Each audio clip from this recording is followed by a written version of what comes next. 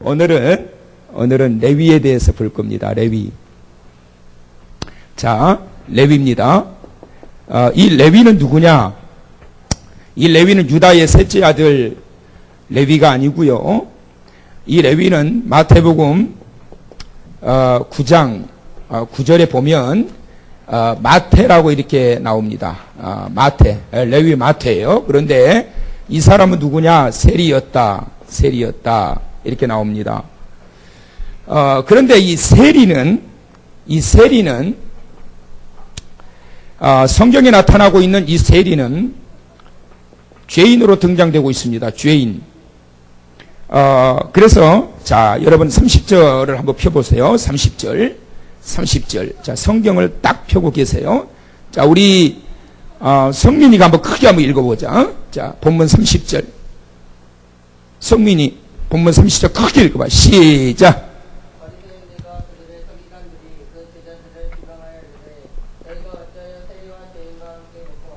바리새인과 서기관들이 비방을 하는데 세리와 죄인과 이렇게 말을 합니다. 어떻게 먹고 마실 수 있느냐. 그래서 세리는 곧 죄인이라고 하는 이 공식을 가지고 그들은 살았어요. 자, 누가복음 19장을 보시게 되면 누가 나오느냐 하면 삭개오가 나옵니다.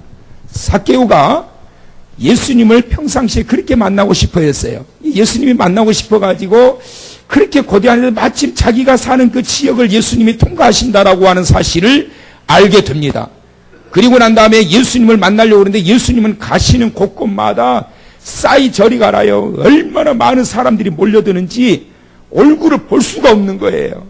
운집했다라고 하는 이 말이 뭐냐면 구름처럼 몰려들었다는 이야기거든요. 그러니까 뭐 볼 수가 없는 거예요. 그래가지고 이 삭개오가 어디로 올라가느냐 하면 돌무화과 나무로 올라가는 게 옛날 성경에는 뽕나무라고 그랬는데 그건 사실 이렇게 정확한 표현은 아니에요. 돌무화과 나무가 맞아요. 돌무화과 나무에 올라가가지고 하니까 예수님이 눈에 딱 띄잖아요. 조금 해가지고 하도 먹어가지고 배는 이렇게 볼록 튀어나가가지고 예수님 이렇게 만나겠다고 이렇게 쳐다보고 이렇게 보고 있는 이 모습이 예수님의 눈에 딱 띈 거예요. 그래가지고 가셔가지고 삭개오야 내려와라. 내가 오늘 밤 내 집에 유하야겠다. 이 말은 너희 집에서 내가 자겠다 이런 말이에요. 자, 그 말을 듣고 난 다음에 그 주변에 있는 사람들이 수군거립니다. 19장 7절. 자, 우리 이성엽 집사님 한번 읽어보실까요? 19장 7절.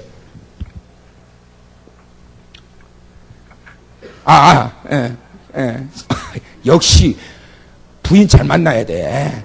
센스 있잖아.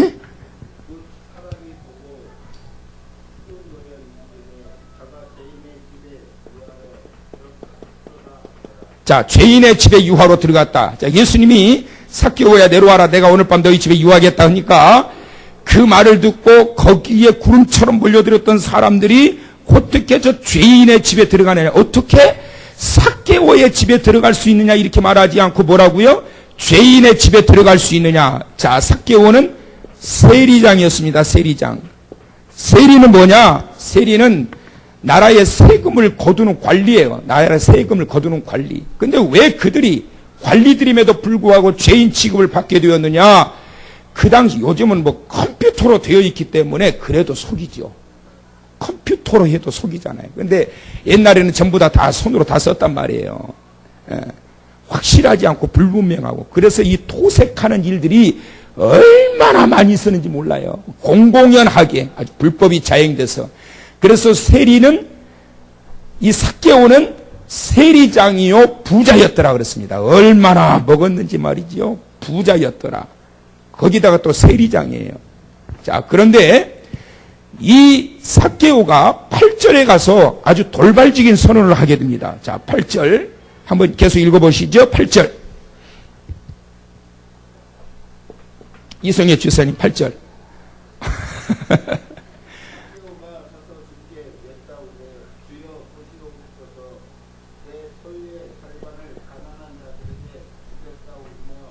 자, 절반, 자기의 소유의 절반을 누구한테 준다? 가난한 자에게. 자, 그런데 예수님이 너 재산 많지? 너 부자라고 그랬잖아. 자, 너 재산 절반 토론해. 가난한 자 도와주자. 그러셨어요? 안 그러셨어요? 그러셨어요? 안 그러셨어요? 안 그러셨어요. 자, 그런데 삭개오가 뭐라고 그러냐면 예수님을 집으로 모시고 와서 아주 돌발적인 발언을 하는 게 자기의 소유의 절반을, 부자의 소유의 절반을 가난한 자들에게 나눠주겠다. 그 다음에 계속이요.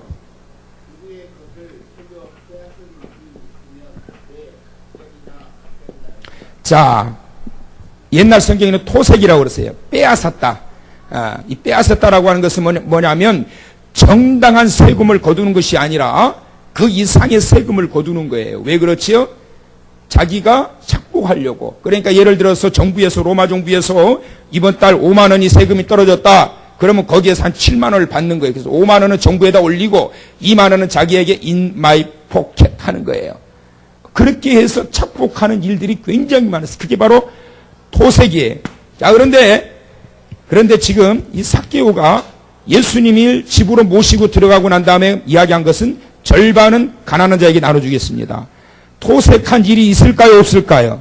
그 당시에 비일비재하며 그것이 일반화되어 있었기 때문에 모든 세리들은 다 토색했단 말이에요. 자, 그러면 토색한 자에게는 몇 배로 갚겠다? 4배로 갚겠다. 그럼 얼른 계산해 봅시다. 그런 계산 빠르시잖아요. 계산해 보자고. 자, 삭개오가 10억 재산가예요. 10억 재산가. 자, 그럼 벌써 이제 얼마가 없어져요? 야, 계산 빠르잖아요. 5억이 없어졌어요. 자, 5억은 어디로 갔지요? 가난한 자에게 갔어요. 왜 가난한 자에게 간다고 그랬느냐면 그 당시에 구약시대로부터 가난한 자, 고아와 과부를 돌보는 것들은 바로 구약시대 때부터 흘러내려왔던 아름다운 전통이요, 관습이요, 하나님의 명령이었기 때문에 또 가난했어요. 그때는 가난했어.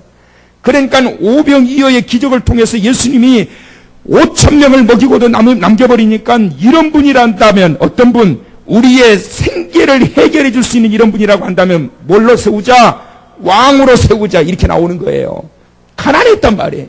그래서 절반 5억은 이쪽으로 가고, 그 다음에 얼마가 남았죠? 5억 남았어요. 자, 5억 남았어요. 자, 그러면 어떤 사람이 세금을 1억을 거둬야 되는데, 1억을 거둬야 돼. 1억 미만을 거둬야 되는데 1억을 받았어요. 그런데 여기에서 한 5천만 원은 자기가 착복을 했어. 그러면 몇 배로 줘야 돼? 얼마를 줘야 돼? 4배니까. 2억. 근데 이런 사람이 한두 명이겠냔 말이에요. 3사람만 있으면 어떻게 돼요? 3사람만 있으면 부도 나는 거예요. 자, 그러면 삭개오가 예수님께서 자기 집에 오시고 난 이후에 이런 고백까지 하기까지는 삭개오의 상태, 그 다음에 마태의 상태는 어떤 상태였느냐라는 것입니다. 그것은 바로 두 사람이 공통적으로 나타나고 있는 것은 바로 공허함. 왠지 모르게 공허한 거예요. 왠지 모르게 쳐보지지 않고 돈은 많이 벌었고 세리로 있으면서 돈도 벌고 그래서 많이 먹어서 배도 툭 튀어나오고 그 다음에 좋은 집에서 좋은 음식 먹으면서 살고는 있는데 왠지 모르게 만족이 없는 거예요. 만족이. 여러분 배부르다고 만족한가요? 통장에 잔고가 동그라미 하나씩 늘어난다고 만족하던가요? 좋은 집으로 이사하면 만족하던가요? 잠깐은 만족해요. 근데 사람의 만족은 끝이 없는 거예요. 이 육신의 만족이 채워지지 않는 거예요. 왠지 모르게 공허한 거예요. 근데 그 공허함 속에서 삭개오는 예수님을 만나서 그 공허함을 채우기를 원한 거예요. 그래서 예수님을 통해서 무언가의 말씀을 듣기 원해서 집으로 모셔들어가게 됐을 때에 벌써 그 감동과 그 영적인 그 압도하시는 주님의 그 강력한 기운에 의해 가지고 자기의 부끄러웠던 부족했던 모습들을 스스로가 토해놓게 되는 거예요. 오늘 이 밤 그 영적인 기운이 여러분에게 있기를 주의 이름으로 축원합니다.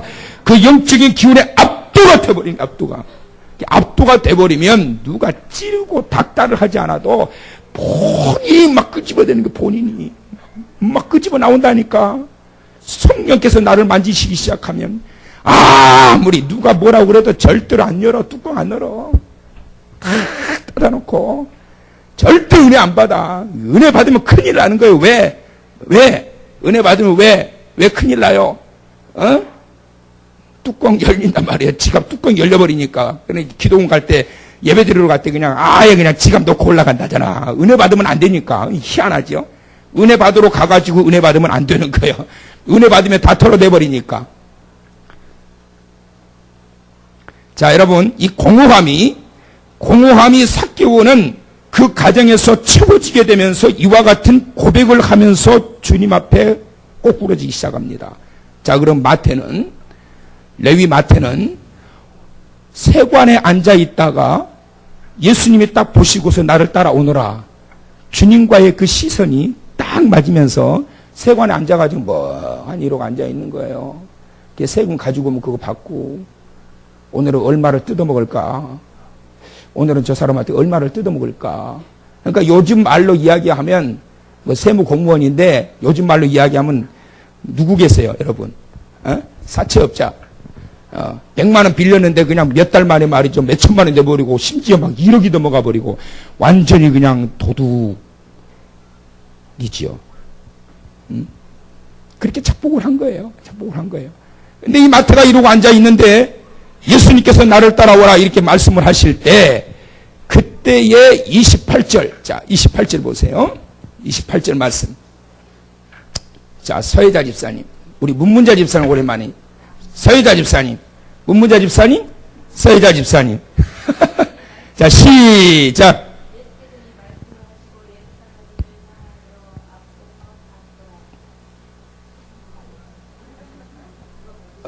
28절 맞아?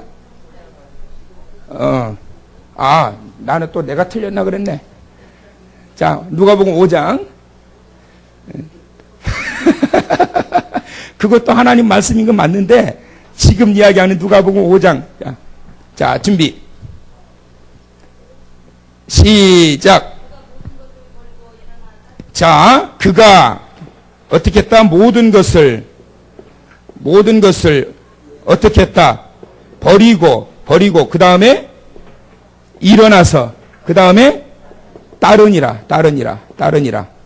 자, 그가 모든 것, 자, 부자입니다, 여러분, 부자. 그런데 그 모든 것을 다 버리고 일어나서 그가 거기에서 돈 벌었던 자리, 또한 그가 만족을 채웠던 자리, 욕심을 부렸던 자리, 거짓말했던 자리, 토색했던 자리, 그 자리를 박차고 일어나서 예수님을 따르게 된 거예요. 공허함의 상태에 있는 그때에 예수님께서 찾아오셔서 나를 따라와라 라고 했을 때에 그 영적인 기운에 압도돼가지고 자기도 모르게 다 버리고 떠나는 거예요. 베드로야 나를 따라오라 했을 때에 그의 전 재산 그물과 배를, 배 한 대에 얼마나 비싼데 여러분, 고깃배 다 버려두고 따라가는 거예요. 예수 그리스도의 영적인 압도하심이 있게 되면 이 세상에 있는 것 하나도 아깝지 않습니다. 아멘. 그 영적인 기운에 압도당하게 되면 아무것도 아깝지 않아. 주를 위해서 사는 인생이 얼마나 행복하고 기쁜지 몰라요, 여러분. 이 세상 살아봐야 여러분 몇 년을 살 거예요. 몇 년을 살아. 아무리 오래 살아봐야 여러분 90년 앞으로 뭐 120세까지 산다고 하지만 이 세상에 있는 것들이 하나도 아깝지 않은 거예요. 어떻게 되면 하나님의 성령의 기운이 나를 압도해버리게 되면, 주님이 내 영혼을 압도해버리게 되면 세상과 나는 강고 높고 구속한 주만 보이도다. 이것이 나의 간증이요. 그러면서 가는 거예요. 할렐루야. 그래서 여러분, 삭개오도 마찬가지요, 마태도 마찬가지요, 죄인의 토상이었던 세리장이었던 그들이 예수님을 만나고 난 다음에 그 감동과 영적인 기운에 압도돼가지고 자신의 죄성을 다 끄집어내서 토해버리는 거예요. 그리고 예수를 따르기 시작하는 거예요. 자, 그러면 마태가 이제 예수님의 제자가 돼서 예수님을 따르기 시작하면서 그 이후에 마태복음을 기록하게 되는 겁니다. 세리였던 도둑이 막 거짓말해가지고 자기 배만 채웠던 그가, 그 죄인이 예수님을 따르면서 제자가 돼서 예수님의 그 행적을 쫙 28장을 기록을 해서 역사에 지금까지 우리에게 하나님의 말씀으로 들려지도록 자기가 따라다니면서 보고 들었고 경험했던 것을 그대로 옮겨놓은 거예요. 거기에서 보화 중에 보화, 다 보화지만 오늘 그걸 볼 거예요. 자, 마태복음 28장을 딱 펴놓으세요. 마태복음 28장. 자, 마태가 전하는 복음을 보도록 합시다. 자, 마태복음 28장 16절부터 20절까지인데요. 자, 먼저 참 희한한 모습이 나와요. 17절. 자, 우리 아영이가 한번 크게 읽어볼까? 17절. 자, 예수를 자, 뵙고 그 다음에 경배하고 경배하나 그 다음에 뭐예요? 아직도 뭐래요? 의심한다. 자, 이들을 지금 누구를 두고 하시는 말씀이지요? 예수님의 11 제자들을 두고 하신 말씀이에요. 예수님이 부활하시고 11 제자들에게 만나셨는데, 갈릴리에서 만나셨는데, 예수님께서 보실 때에는 아직도 예수를 뵙고 경배는 하는데 아직도 뭘 떨쳐버리지 못해요? 의심을 떨쳐버리지 못해요. 따라서 하세요. 꼭 너 같아. 자, 해보셔 봐요. 자, 봐봐. 옆 사람 찌르면 시험 드니까. 자, 따라서 꼭 손가락 너 같아. 아, 하늘로 하지 말고 너 같아. 있어요 없어요? 그런 사람 있어요. 너 같아 그러지만 내 손가락은, 세 손가락은 어디로 오지요? 자기한테 꼭 나 같아. 때때로 예수를 배웠고 경배하는데 뭘 떨쳐버리지 못해요? 의심을 떨쳐버리지 못해. 의심을. 부활하신 주님의, 예수님의 11 제자들 곁에 계심에도 불구하고 그러면서 경배는 하고 있는데, 찬양은 하고 있는데, 고백은 하고 있는데 뭐가 안 되느냐? 믿음이 따라가지지 않는 거예요. 여러분, 이 의심병이 얼마나 무서운 병인 줄 아세요? 의처증, 의부증. 안 믿는 거예요? 못 믿는 거예요? 세상 답답합니다, 여러분. 그렇다고 속에 있는 걸 다 꺼내서 보여줄 수도 없고, 이거 의심병이 들어버리게 되면 안 믿어. 오늘도 어디 가서 바람 피우고 왔어? 오늘은 어떤 여자 만나고 왔어?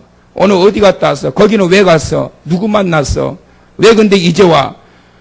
심지어 심한 사람은 24시간 같이 다닌대요. 같이 다니는데, 월요일날 제가 시간이 좀 있어가지고 오전에는 좀 심해서 잠깐 TV를 좀 봤더니, 자기 와이프를, 결혼한 지 10년 되는데 자기 와이프를 너무너무 사랑하는 거예요. 이쁘지도 않더만 얼마나 사랑하는지.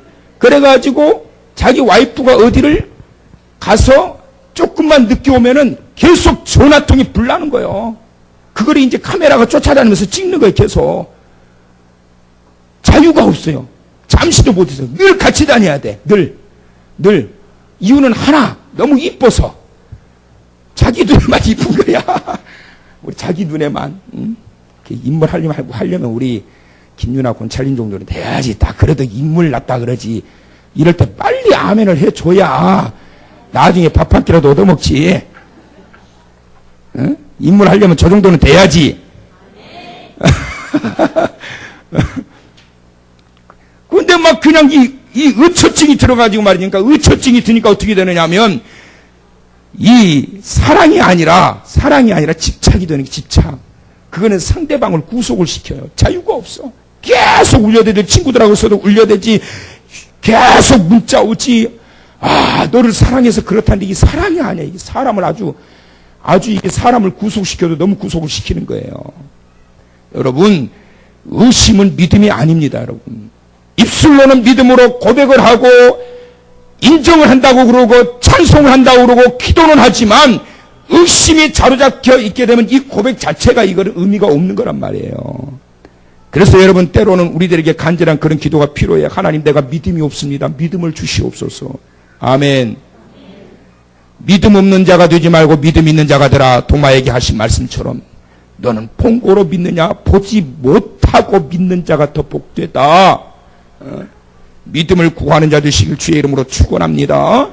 자, 그러고 난 다음에 예수님께서 놀라운 선언을 하셔요. 자, 18절. 18절. 자, 18절 우리 문문자 집사님, 문문자 성도님 한번 읽어봅시다. 18절. 자, 문문자 성도님 한번 읽어보세요. 자, 시작.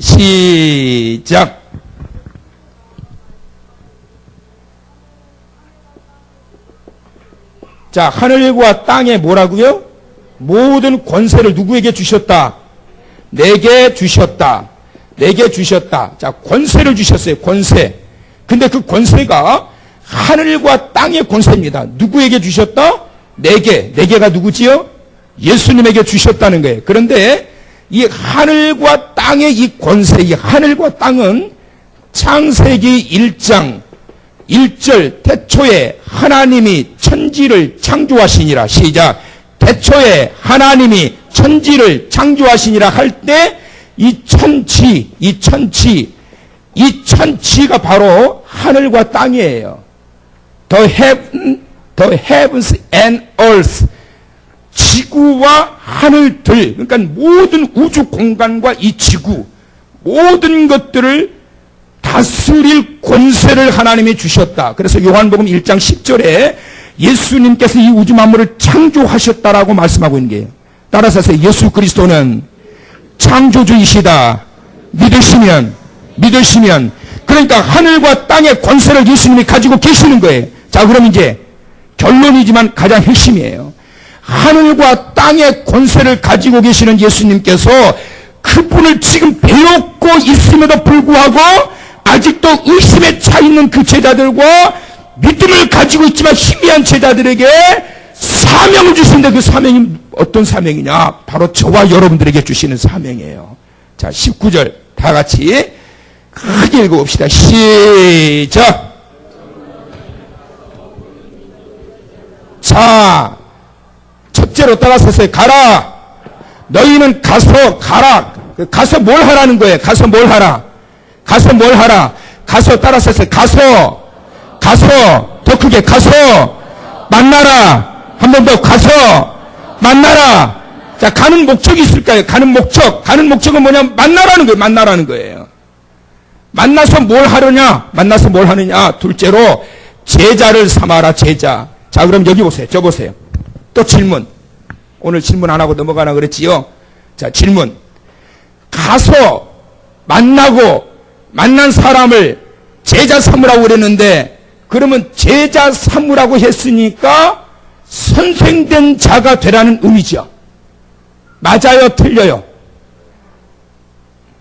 유도당함에 압도되지 마시고.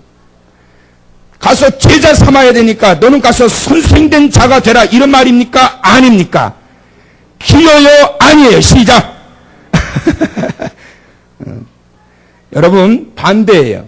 너는 가서 모든 족속으로 제자를 삼아라. 이 말씀은 너는 가서 모든 자에게 선생된 자가 되라. 이 말이 아니라 그 반대로 너는 모든 사람들에게 가서 만나는 자들마다 그들에게 뭐가 되어야 되느냐 따라서 하세요. 크게. 종이 되어야 된다. 종이 되어야 된다는 거예요. 제자를 삼는 길은 선생된 자가 제자를 삼는 것이 아니라 예수님의 명령, 지상 명령 속에서는 종된 신분과 종된 자세를 통하여 진정으로 제자 삼을 수 있다라고 하는 사실을 믿으시기를 바랍니다. 그러니까 여러분, 제자를 삼아서 하나님의 예수 그리스도의 또 제자화를 시키기 위해서는 내가 먼저 말씀 앞에 종이 되어야 되는 거예요. 아멘. 자, 그래서 가서 제자를 삼으라. 그 다음에 뭐라고 말씀하셨죠? 에? 가서 제자 삼고 뭘 주라? 세례를 주라. 제자를 삼고 난 뒤에 세례를 주라고 그랬습니다. 이 세례는 심심하니까 하나 더 물어볼게요. 세례는 구원의 증표입니까? 아닙니까? 세례는 이렇게 물어볼게요. 세례는 구원의 방법입니까? 아닙니까? 자, 구원의 방법이다. 세례 받아야 나 천국 간다 하시는 분 손 들어보시봐. 그 세례 안 받아도 천국 간다 하시는 분 손 들어보셔봐. 그 이제 또 나올 것 같은데 세례 받으나 안 받으나 나는 모르겠다. 나는 천국 간다 하시는 분 손 들어봐. 그건 상관없이. 이쯤 되면 또 물어보죠. 손 안 든 사람 손 들어보세요. 그래도 꼭 안 들어. 세례는 구원의 방법이 아니에요. 왜 아니냐? 만약에 구원의 방법이라고 한다면 너는 가서 만나고 세례를 주고 제자를 삼아라. 그렇게 된다면 구원의 방법이에요. 근데 제자를 삼고 제자 삼은 자들 중에서 세례를 주라는 거예요. 구원의 방법이 아니에요. 그럼 세례는 뭐냐? 세례는 하나님의 은혜로 제자된 자가 사명길을 걸어가고 하나님의 자녀로서의 올바른 길을 걸어가기 위하여 하나님의 자녀로서 인정하고 고백하는 그 의식이, 그것이 바로 세례인 거예요. 그래서 세례라고 하는 말은 따라서 합시다. 세례란 죄를 씻는다. 죄를 씻는다는 의미예요. 다시 말하면 뭐냐면 내 더러운 죄를 세례받아가지고 깨끗이 막 물로 씻어낸다라는 그런 의미가 아니라 그것은 나를 새롭게 변화시켜 간다는 거예요. 주님의 제자가 제자됨의 바른 진리를 시행하기 위해서는 늘 새롭게 되어지는 모습이 있어야, 그 새로움은 뭐냐? 선생된 자가 되고 다스리고 군림하는 모습이 아니라 하나님께서 내게 주신 말씀 앞에 무릎 꿇고 주의 사랑하시는 자들 앞에 무릎 꿇고 그리고 그들을 진정으로 숨기는 자의 자세로 있게 될 때에 그 안에서 새로운 역사가 일어나게 된다는 것이에요. 그래서 여러분 말씀의 종이 되시길 축원합니다. 주님 앞에 겸손한 종이 되시길 축원합니다. 무릎으로 가는 자가 돼야 돼. 무릎으로 가는 자. 주님의 명령이 네 번째는 세례를 주고 그 다음에 뭘? 가르쳐. 그 다음에 지키게 하라. 자, 가르친다라고 하는 것은 교육을 말합니다. 교육. 지키게 한다라고 하는 것은 순종을 말해요. 자, 왜 가르치느냐? 왜 교육시키느냐? 근본적인 목적은 가르쳐가지고 말씀을 깨달아 순종하도록 하기 위하여. 왜 여러분 시간마다 40일 성의 기간 동안 매일 30분씩 이 말씀을 받느냐? 그것은 이것은 이렇구나, 이 사람은 이렇게 살았구나, 성경의 지식을 깨닫고 통달하라고 하는 것이 아니라 이 말씀 속에서 내가 이제 이렇게 살아야 되겠구나. 아멘. 이걸 발견하고 그렇게 살라고 주시는 말씀이라고. 교육의 목적은, 가르침의 목적은 그렇게 살도록, 그러니까 제자됨이라고 하는 건 뭐예요? 제자됨. 주님이 걸으셨던 그 길을 내가 걸어가도록 살아야 되는 거예요. 주님이 그렇게 사셨으면 그렇게 살아야 되는 거예요. 100% 그렇게 살지는 못하지만 그래도 온 힘을 다해서 주의 제자로서 그렇게 살기 위하여 힘을 다하여 예를 다하여 살아가는 거예요. 그래서 가르치라는 거예요. 그래서 말씀을 자꾸 들으라는 거예요. 듣고 마음속에 와 닿거들랑 한 주간 동안 또 하루 동안 내가 이렇게 살았던 것이 잘못되어졌으면 하나님 앞에 회개하고 주여 그렇게 살지 않기를 원합니다. 주여 도마같이 그렇게 의심하지 않기 원합니다. 주여 가룟유다처럼 예수를 부인하는 자, 팔아먹는 자, 장사하는 자 되지 않기를 원합니다. 주여 디모데같이 쓰임받기를 원합니다. 그 가정같이 되기를 원합니다. 아멘. 지키게 하라. 지키게 하라. 매일매일 말씀 받을 때 주여 그렇습니다. 그렇게 살기를 원해요. 그렇게 살 수 있도록 도와주세요. 제가 믿음이 없어서 그렇게 못 살고 있어요. 그 믿음 주세요. 그 믿음 주세요. 달리 도맙니까? 주여 제가 도맙니다. 하나님 도마가 제 옆에 앉아있네요. 그러지 말고 주여 제가 도맙니다. 믿음이 없어요. 믿음이. 그러면서 나아가고 주님 앞에 한 발짝 나아가게 될 때 그들의 모습이 진정으로 제자되는 모습이요, 그들의 삶을 통하여 주변에서 보는 자들이 주님 앞으로 인도됨을 당하게 된다는 것이에요. 삶의 변화가 일어나게 된다는 것이에요. 자, 그러면서 마지막으로 지키게 하라. 그러면서 예수님이 마지막으로 말씀하십니다. 항상 어떻게 누구와 너희와 어떻게 함께 가리라. 자, 그럼 여러분 보세요. 예수님이 지금 가시잖아요. 근데 항상 너희와 함께 가겠다. 아니 가시면서 함께 하겠다고 그러면 돼요? 여러분? 이현선 집사님? 내일 비행기 티켓, 미국 티켓 석 달 만에 오는데 내가 매일매일 너희와 함께 할 거야.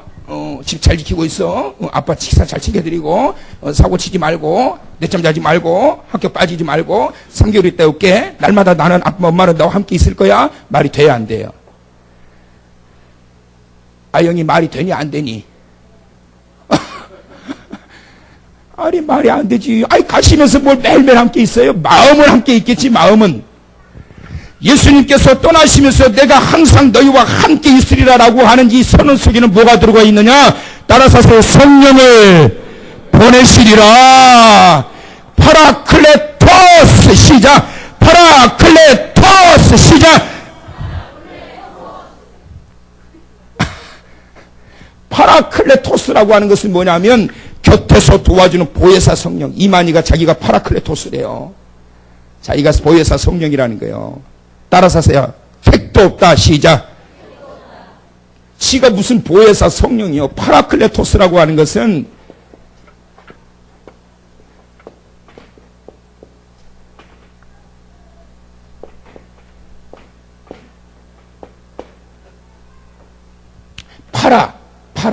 파라라고 하는 것은 곁에서 클레토스 돕는다는 말이에요.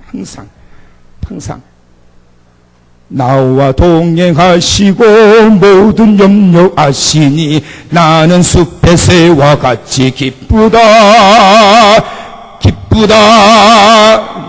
뭐 기억이 안 나니까 이게 뭐 나와 동행하시고 성령이 계시네. 할렐루야. 함께 하시네. 할렐루야. 내가 너희와 항상 함께 하리라. 이것은 뭐냐면 보혜사 성령을 너희에게 보내셔서 그것이 바로 사도행전 2장에 땅이 진동하며 심령이 진동하며 영혼이 진동하면서 그들의 각 사람의 성령이 인적하심으로 그 성령의 부어주심이 오늘날 이 자리에 함께 계신 예수 그리스도를 나의 주로 고백한 바로 여러분들의 마음을 장악하시고 충만하게 하시고 이끌어가시고 다스려주시고 채워가시고 그 성령이 그렇게 하시면서 계속 함께 하시겠다는 이야기예요.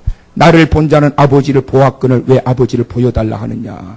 성령이 바로 여러분의 안에 계시면서 그분이 여러분으로 하여금 바로 나는 하나님의 자녀인 것을 증거하게 하시고 오늘 저녁 같은 이 시간에 함께 오셔서 내 주 하나님 앞에 기도하게 하시고 말씀 듣게 하시고 누가 그렇게 하시느냐.